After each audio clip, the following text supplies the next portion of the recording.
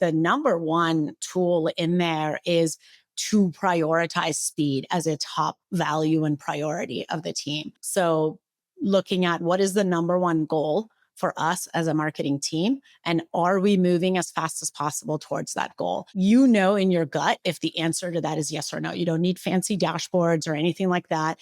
And if the answer is no, let's say you're trying to move up market as fast as possible.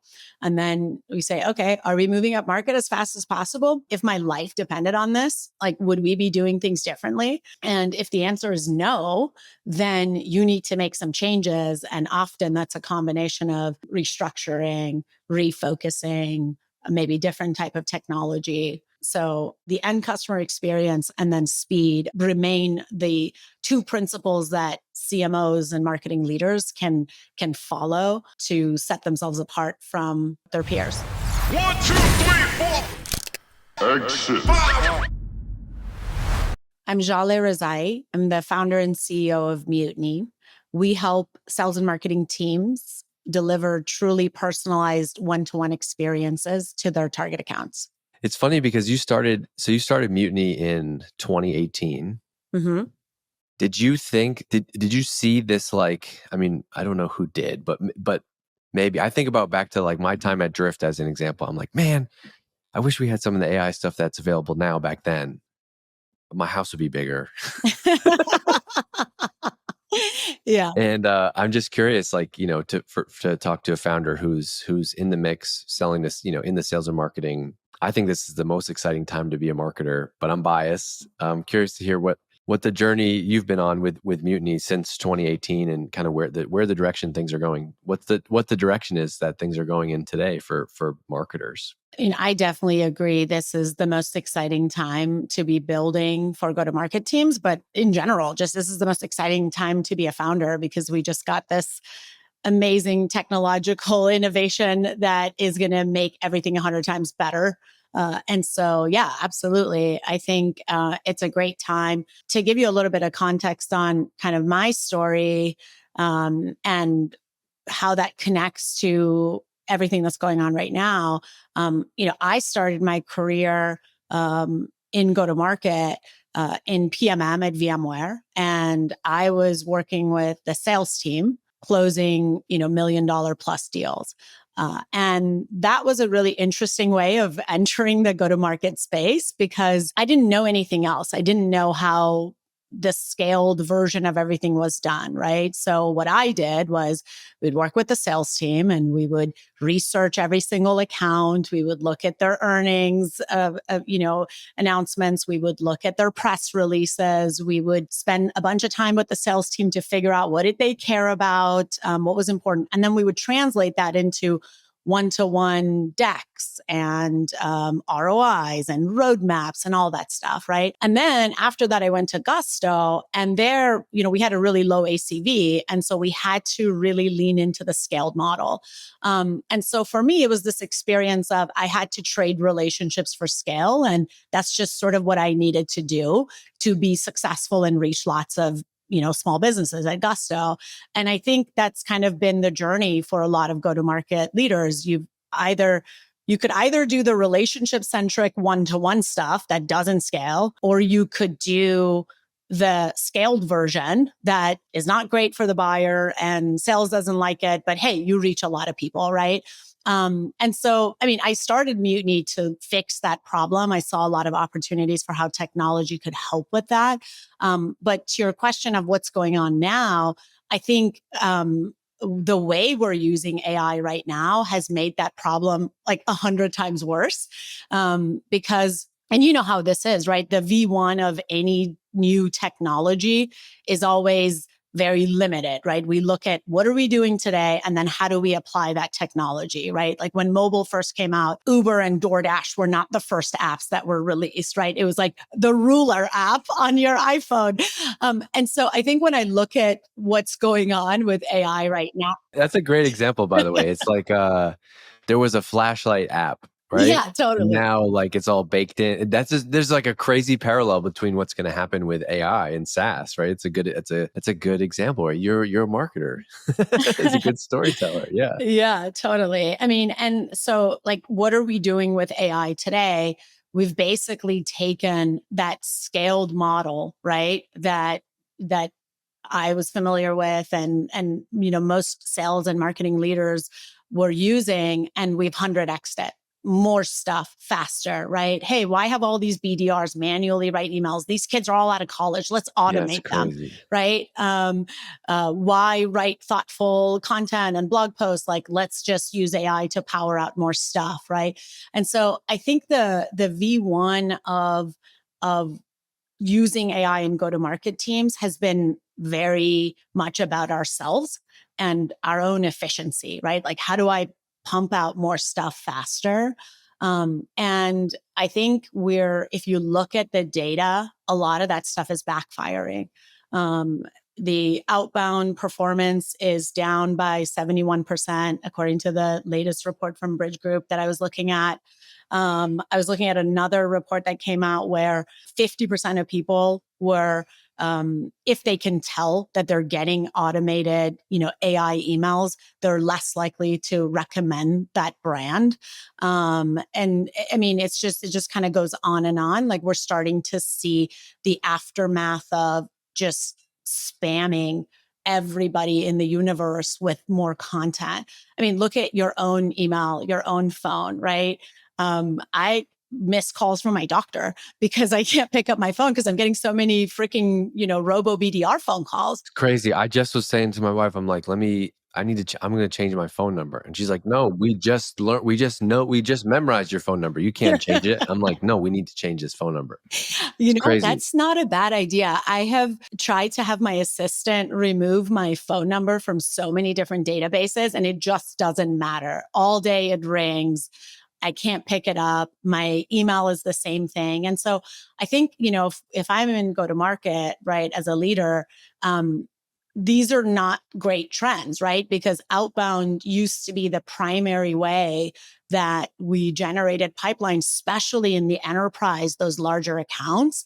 And we're basically burning those channels to the ground because we're rendering them useless because they're just becoming spam.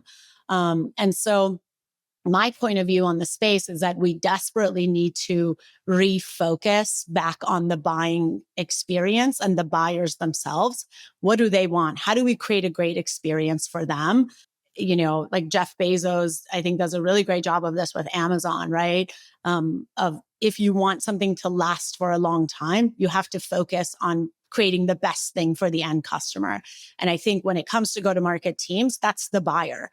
If we create an amazing experience for them that they want to come back to, I think that's the next frontier for AI. That's the generation of tooling that's going to stick around. That's not going to get saturated, because the more we have of it, the more it just raises the bar for everybody. Yeah, it's like we've been given access to this unbelievable tool that allows you to infinitely scale copy and messaging, but we're using it in kind of the same shitty way that it's like you can't use it in the like 2009 2010 context. It's like back then, just because you may have been the only brand that was like doing a decent job with email. And I remember I used to be able to write emails that would have a crazy open rate because my emails would be like, I would use a lowercase subject line. I would use plain text, no personalization. The subject line would be like, question about mutiny. And nobody was doing that. And so I would guarantee to get an open from you, right? It's like, but you can't do that. You can't play that game anymore. Or you were the only company that had a blog and you're the only company writing about a certain thing. And so you rank for all these articles and you got all that traffic. Like, none of those plays work anymore. All this stuff has gone away. Totally. And so instead, we're just like sending crazy amounts of email, crazy amounts of noise. There's got to be some like, I love this trend because I think on one side, people see AI as like ruining marketing and taking everybody's jobs. I see it as it's actually going to make marketing get back to like what really matters, which is like founders need to have a truly differentiated product, right? And it's not just marketing messaging. It's like you're going to have to place a stronger emphasis on strategy as a company, which is going to make you better as a marketer. and you're going to have to do better outreach. You're going to have to actually you're going to actually have to understand my business and then reach out to me, not be like, oh, Dave, I saw you went to Boston College. Go Eagles. You know, You want to buy book a HR meeting. software for me? Right. Yeah. Yeah. Go. You don't want to book a demo? Or we did we did an event in Boston last week, and I asked the audience, like, what's not working that used to work? And this is a perfect example of this that you made me think of, is like the gift card play, right? Mm-hmm. $25, cold email, like $25 to take a demo of Mutiny. And I'm like, I'd rather pay you. You might have the best product in the world. How about I pay you $25 so I don't have to take that meeting? Because I don't want to give you 30 minutes to an hour of my time. Like that worked 10 years ago, but it doesn't work now. And I think it's going to put more pressure on you actually having to be remarkable and have to create interesting marketing that's worth talking about. Yeah, I totally agree. And I mean, being in this space, right? And building software, we have to make choices that are right in 2-3 years from now, right? And so one of the principles that I use to kind of simplify things and be able to predict the future, if you will, is just apply the universalism principle, right? If everybody had it, would it still work? And because my goal is, if I build something and it's successful, is that everyone has it. And so if it was a gimmick and it is not going to work once everybody has it, that's a really bad thing for me, because even if I do a great job, then no one wants it. Right. And so I think where you build things with longevity is when you go to the first principles of who's the end customer. How do we build a great experience for them? And that always lasts, because if all of the customers, if everyone has this better experience and you genuinely believe that that'll just raise the bar and that'll become the new standard because it's so much better, that's how you end up really winning. And I think go-to-market teams can also think about things in that same way of, not just the short-term, gimmicky stuff. Although, I will say those things can work for a small team if you're trying to hack your way to growth a little bit. But ultimately, if you want to get really big and you want to have channels, generating millions of, tens of millions, hundreds of millions of dollars in pipeline, that same principle applies. Like, you have to be doing something that's actually good for the end buyer. Otherwise, the jig is going to be up. I want to talk about your backstory a little bit as a head of marketing. So you were at Gusto. You were first 10 employees ish there. You ended up growing the marketing team to 20, 30 people. Wildly successful run, 4 years. Did what I did, get that equity vested, and then leave. Total respect. That's the first time in life where you have to figure, wait a second, they're going to tax me what on the money that I haven't even earned yet, which is a whole different podcast. But that was, like a decade ago ish, right? Roughly. Yeah. About a decade ago now, October 2013, we're getting there. Do you think the job is different today for the head of marketing who's at let's say at the time you're at Series A, Series B, Gusto? I'm just making things up, like 50 employees, $7 to $10 million in revenue. Is the job the same, or is it different? If you were taking that job now, would you be doing different things? Like, what does the world look like to you? Yeah. I mean, I think there is certain fundamentals and first principles that stay the same. But I think that objectively, the job is much harder. By almost every measure today, it's harder. The most important one being that we are not in a bull market, right? If you zoom out and look at the numbers, everything was up and to the right. And that means that people were buying in a less discerning way. And there was budgets flowing, and you could get deals. You could grow those deals to be big much more easily. And you probably gave yourself lots of pats on the back and you thought you were amazing, and you probably were, but the market definitely helped a lot. And so I think we're just in a very different market today where that's not the case, and buyers are a lot more discerning. And so, you have to, and then there's also just a lot more noise, right? Everything that we talked about around what's going on with AI, everyone desperately in an attempt to try to make themselves more efficient are just spamming the universe. And so channels that maybe before, to your point, when you could send a lowercase subject line, and that's all it took to break through, right? Now you have to kill yourself to break through those channels. It just doesn't work as well anymore. And so you have to think a lot more creatively. I think channels are getting saturated way faster than before. And so, yeah, it's definitely a very tough job. And I think it's going to get tougher because of our misuse of AI in go-to-market today. Because of our misuse of AI. Yeah, I mean, to that model that we're talking about, right, which is just pumping out stuff faster, as opposed to really focusing on how do we deliver a better experience to the end buyer, and then how do we make ourselves faster in that process. I think if you can do those two things really well, you are well ahead of most people in marketing. And the reality is that most people are not really focused on those two things. I actually wrote an article about this. I don't know if you've seen it or not, but it was in First Round. It was about how to speed up marketing. Oh no, give me the summary. I like that headline. A lot of marketing needs that. How to speed up marketing. Yeah, I mean, I share a bunch of tactics in there from my days at Gusto, and then I think it was also like early days at Mutiny when I wrote that. But I think like the number one tool in there is to prioritize speed as a top value and priority of the team. So looking at what is the number one goal for us as a marketing team, and are we moving as fast as possible towards that goal? You know in your gut if the answer to that is yes or no. You don't need fancy dashboards or anything like that. And if the answer is no, let's say you're trying to move up market as fast as possible. And then we say, okay, are we moving up market as fast as possible? If my life depended on this, like, would we be doing things differently? And if the answer is no, then you need to make some changes. And often that's a combination of restructuring, refocusing, maybe different type of technology.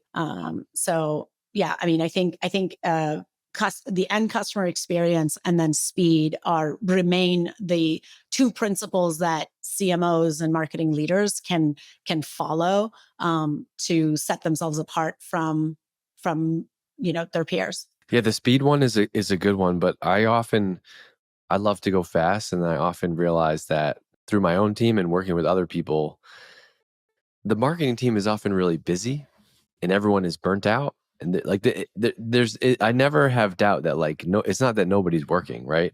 But the challenge is it's like, we got to make videos. We need videos for LinkedIn. We got to be on LinkedIn. So we're making LinkedIn videos, and we got to be doing ads, and we got to be doing webinars, and we got to go to this event. There's so many things to stay busy. Yeah. And if you really take a step back, not all those things matter, and not all those things actually deliver the results. And I think one of the challenges with speed is it's easy to say, go fast, and I'm guilty of this too. And go fast just means doing more, when I've learned now through multiple companies that, man, it's almost always a strategy thing. And we can go fast, but we need to go fast in the right direction. And we have to be clear about the things we're going to say no to. And it's usually only one or two big things that are going to move the needle, right? I was at a company where we decided to go up market, and that was the rally cry from the CEO and the board and the founders, and they presented it at the company. But half the company was still stuck in the old business world because the comp plans were still wrong. The incentives for the execs were still wrong. I think you have to be aligned on strategy. And the question that I asked you earlier about what would you go back and do? What's changed? I think outside of AI, maybe this is just an experience one. My own answer to that is just now seeing this game a bunch of times, I'm realizing how important it is to be aligned on the company strategy to be successful as a marketer, right? Yeah. Yeah. No, 100%. And I think one of the things I point out in that article, and this is years ago, is you want to start with the end in mind, right? And so let's say you want to build a really successful partner program because you're already seeing some early traction around that. And by the way, this is something that I really believe in, that the strategies you should go really big on, there's signs of those already. You're already seeing a little bit of traction in the market. If you go and ask the last 100 people, how did you find us? you will start to see you would start to see examples of that strategy. It's just not scaled. You haven't really figured out how to make it really big. You haven't made it easy. But consumers, like, typically when things are good for them, they like it, they find their way to you. And then I think your job as a marketing team is to figure out how to scale those things. And so, one of the things that, that I would do with the team is the black hat strategy, which I learned from a growth PM that I used to work closely with. So you decide, okay, like, we want to build a big partner program, right? And we've got some good early traction, even though we don't have partner economics and we don't have a partner program. We've already found a bunch of partners recommending us. And so we think this could be something that's really big. You then set a goal that is really bold and audacious. And I like to have a 2 to 3 year lens towards that goal, so you can think really, really big. And so you'd say, okay, our goal is to get $100 million in pipeline or whatever through this channel in the next 3 years. And that means, let's do some simple math. That means 1,000 partners, each generating X number of referrals. So you build that very simple how.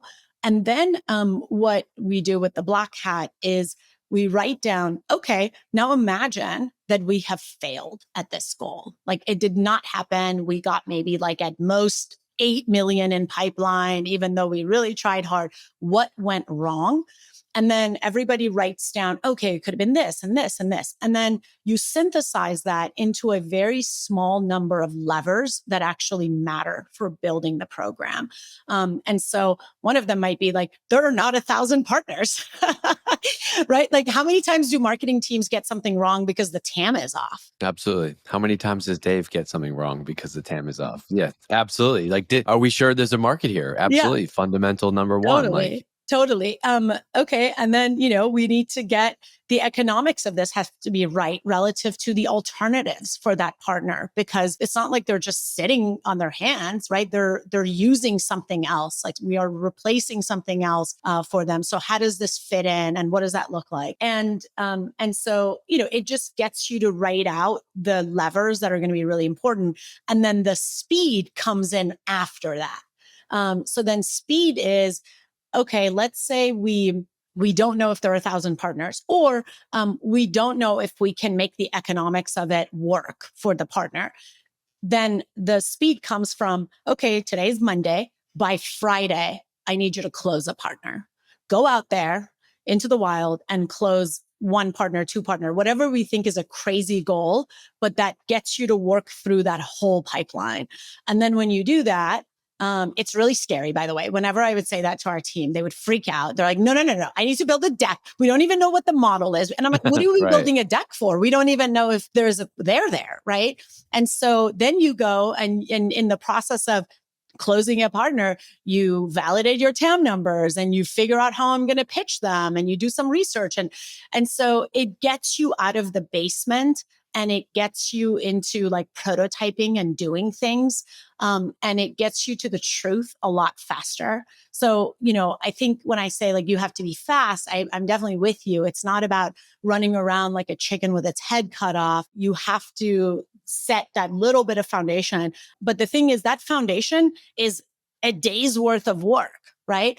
At Mutiny, the example that I always use is, I'm like, if we were in YC, because we did YC, right? And I'm like, if we were in YC and this was our goal, how fast would we do it? And if my actual answer today at Mutiny is really different than my YC answer, I'm doing something wrong.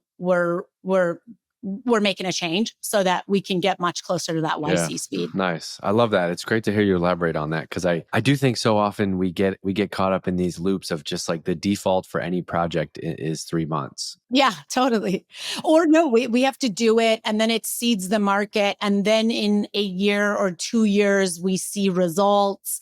But So I really think, and I don't mean to throw brand under the bus. I do love brand investments. And for anyone that follows Mutiny, we do a lot of brand stuff, but we measure it and we have leading indicators. And, we do brand investments that ultimately connects to what our product does. Because I think brand investments that are just way too far off, where you interact with that brand project, but then you have no idea who Mutiny's. We could be a shoe company. That's not a great brand investment. That often doesn't translate. But Oh, that's good. Yeah. So like yeah. invest in the brand stuff, but it's got to have a purpose. Like, how does this, if the company's ultimate goal is to drive, if we need $10 million in new pipeline this year, oh man, this is a good point. And it's really not articulate. You articulated great. I just want to like riff on it, which is like, because people ask all the time, how do you measure brand? How do you measure brand? Well, if you just do some random shit brand, if you just, buy a blimp and fly it over a beach somewhere and you're like, brand, right? But if you do something that's like in service of a goal, like our customers are at SaaStr, and instead of getting a booth at SaaStr, we want to do some crazy play that's in service of booking meetings and pipeline at the event. And that is how brand and that stuff works together. Is that kind of what you're building on? Like, Yeah, totally. I mean, I think the simplest way to think about it is how does our product connect to something that's really valuable for the customer, right? So everything that we do at Muni, I always look at it as, would I want this, right? Is this something that I would use? And so I think if you start with the end customer in mind and think about their situation and what their hopes and dreams are, and what their reality is and how you plug into that, and make sure that that is ultimately connected to your product, I think that's how you end up getting brand really right. I'll give you one example of one of the best brand moves that I've seen in the last couple of years. And of course, I can't remember the name of the company that did this, but it's a data science company. And they sold to data scientists. They, one of the biggest challenges of data science is like no one really understands what data science is. And so they wrote a children's book on data science. All of their customers, would come in every month and they would download this book and they would read it to their children every night, explaining, what mommy or daddy does. And I mean, isn't that just absolutely amazing? And it is one of the biggest pipeline generators for them because and so I think that to me is a great example of something where they're not really talking too much about their product. It's really about the mission of data science. And, and they touch on how that mission is advanced with technology and tooling, which obviously they play into. But it's really about this great experience. They prioritize the book that they really would want to read to their kid. And then every time someone reads that, they're like, who's this company that like gave me this amazing gift and like knows so much about how technology plugs into data science? And then they go and they sign up for a demo for their product. So that's well, I about love that it yeah. plugs into like it's a selfish. It's like if someone wrote a actually good kids book about marketing, I would read that to my kids. Yeah, totally. And who happened to put it on? Oh, Mutiny put that out, or whoever put it out. Yeah. That would be that's a good example. It's got to be genuinely useful. In your role as CEO today, a lot of people that listen to this either report to the CEO, want to be an exec, want to be a bit, work better with execs. What have you learned about marketing from the CEO perspective that if you could talk to other, if you could talk to other CMOs or other marketing leaders or yourself from your past life, maybe you see how you used to talk about marketing, like from your position as CEO, how do we help people help the CEO do better with marketing, help the company do better with marketing? You know what I'm trying to get at? Like there's got to be some lesson now that you see it from the other way. I think you got to simplify.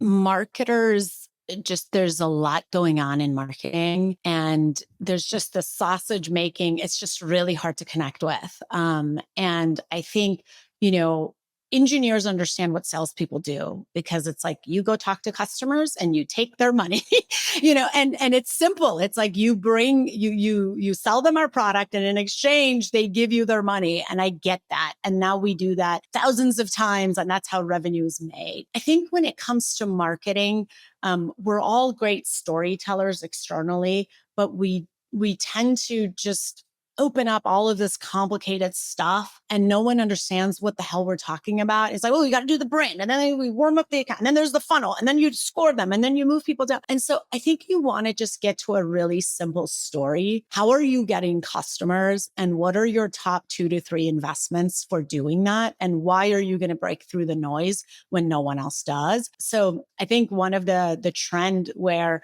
companies are now able to map out their TAM, I think is a really good one for marketers, right? Where before you had to do all this inbound stuff and there was this funnel. And I'm not saying those things aren't important, but I think the fact that you can outline the universe of companies that you need to go sell to and get in front of is a really great simplifier for orgs. I was talking with the CMO at Amplitude, and I'm increasingly seeing this where the whole company just doubles down, triples down on target accounts and says, we've mapped out our universe. There's 100,000 accounts, 50,000 accounts, whatever, and we need to move the needle within these accounts.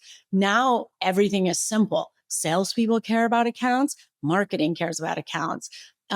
They have customized pitches. Marketing can have a customized pitch to get into those. We can talk about wins. Okay, which accounts did you bring in that we didn't have before? Which accounts are in pipeline that we didn't have? So, I am all about simplifying marketing, and it's not just a storytelling thing. I do think that if as marketers, we take a hard look at ourselves, we also can probably find opportunities for simplifying our own strategies. And that way it's a lot easier to then bring others along and help them understand what's going on. Yeah, so basically there's 2 things that I heard you say there, if I can just try to spit them back. Number 1 is just simplify. If I have the opportunity to present to the CEO, don't tell her the 100 things that we're doing in marketing. It's the 1 or 2 core things. And let's I don't want to let you look in the whole house. I just want to show you the 1 or 2 no two mice things nuts. That's my expression with my team. I'm like, do not bring me mice nuts. I don't want 15 mice nuts glued together to make something big. Yeah. Well, even the problem is, and it's, I found that it's not even that the CEO doesn't care. It's that like, if I have a meeting with you and I show you all this nonsense, you're not going to not give me opinions about that. So now all of a sudden I've let you go and change 20 things that don't really matter. Like a CEO doesn't like, okay, we changed this color. The booth, she doesn't like how the booth looked. None of that matters. Like, are we going to drive revenue from this thing or not? Right. And the other thing is, I heard my kind of takeaway is just about alignment. And I've interviewed a lot of people on this podcast over the years. The companies that are the most aligned between sales and marketing are always the companies, and you can poo-poo, whatever you can say about ABM or not, but it's the companies that are doing this ABM motion together because it's the only thing that aligns sales and marketing. We're not arguing about credit. It's much harder in a company that has like the multiple funnels where you have the high touch, high volume funnel and you have the sales funnel. Then it's like, whoa, we're gold on marketing source. It's like, no, we just care about getting into these accounts, and there's some sales does some things, marketing does some things. We work together and we measure success that way. That's the dream. 100%. And we actually did a sales and marketing survey recently that supports a lot of what you're saying. So it was 500 salespeople and marketing leaders. So it was a pretty big survey, and we got really deep, right? So we asked people about their targets. How are they doing on revenue targets? We asked them a lot about alignment. We asked them about the things that they do within their organizations to like really understand what's going on. Are they aligned? Do they want to be aligned? And then what are the things that the people that are aligned doing that's different than the ones that are not doing well? And what was interesting was, so 97% agree with you, right? They're like, yes, we want to work better together. And if we do, we'll get more revenue. And we actually saw that in the revenue data as well. Teams that are aligned are 2.3x more likely to significantly exceed their targets. And misaligned teams are 2x more likely to miss their targets. Yet, 82% on both sides fantasize about replacing each other. So, So true. right. Yeah. I mean, they, so they're misaligned. And when we dug into, okay, why, everyone always goes towards goals. And it wasn't goals in the data because 70% of them felt that they had goal alignment. And I think that, Dave, that part of that is that we've had this big shift towards setting pipeline as a goal that I don't think was the case maybe 10 years ago. So I wonder if that's having an effect is once you really align around pipeline, the goals tend to be more or less aligned, but the breakdown was all around the day-to-day execution. So that's things like sales felt like their context is not making its way into marketing. So they're not able to give feedback on, the campaigns are not personalized to the buyers. All of the customer conversations that they're having are not really fueling what the marketing team is working on and the messages they're putting out there. The leads that they're getting, they don't understand why, the lead handoff is a big problem, right? Like they don't understand why this is a good lead and why this was sent to them. And then I think like the reverse is also true. Marketing is frustrated that they're not able to collaborate, with the sales team in the ways that they want. So I think the big takeaway was, if I was still a practitioner, there's now a very clear business case. It's not just people's gut, right? Like we can see that alignment leads to revenue and the breakdown is not just goals, but everything that happens after that, right? Like what are those high recurring interactions between these two teams? And how do you build better collaboration and information sharing in both directions?